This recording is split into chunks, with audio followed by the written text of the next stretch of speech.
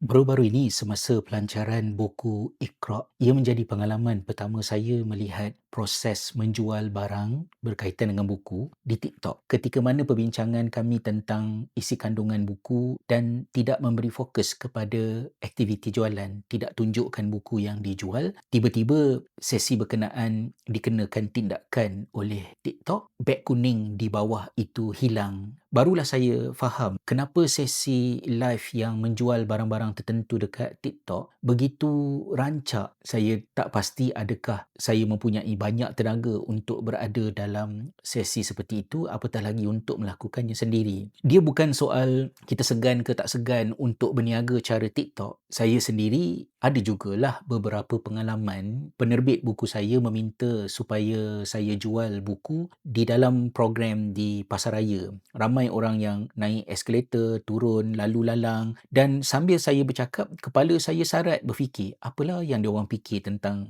saya ni. Pada masa tersebut, saya pujuk diri saya, mengatakan bahawa mungkin saya rasa malu sebab saya tak pernah buat kerja-kerja yang macam ni. Takut-takut saya segan itu sebab saya sombong. Jadi saya jadikan sesi itu untuk meruntuhkan rasa sombong pada diri, tapi very painful. Ala kulihal, saya teringat kepada sepotong hadis Nabi SAW, ahabbul biladi ilallah masajiduha wa abghadul biladi ilallah aswaquha. Tempat yang paling Allah suka di satu-satu negeri itu adalah masjid-masjidnya, dan tempat yang paling dibenci oleh Allah pasar-pasarnya. Ini bukanlah bermaksud aktiviti berniaga di pasar itu dibenci oleh Allah, manakala aktiviti di masjid secara automatik dicintai oleh Allah SWT, tetapi kita perlu faham kontras di antara keduanya. Masjid adalah tempat untuk kita ingat Allah, kita bertenang, kita memberi fokus kepada perkara-perkara yang bermanfaat kepada diri kita. Manakala di pasar sebagai tempat kita mencari rezeki, itu adalah juga tempat yang banyak berlaku penipuan, risiko untuk benda-benda tak elok berlaku di tempat kita berniaga tu lagi tinggi. Dan juga kita mudah lupa kepada Allah ketika kita berada di pasar berbanding dengan kita berada dekat masjid. Mungkin kita perlu berhati-hati agar kita tidak membawa elemen pasar ke masjid sehingga masjid menjadi tempat yang Allah murka, dan kita perlu fikirkan bagaimanakah kita boleh membawa elemen masjid ke pasar untuk meminimumkan risiko kemurkaan Allah di tempat di mana kita berniaga dan mencari rezeki. Carilah rezeki yang halal,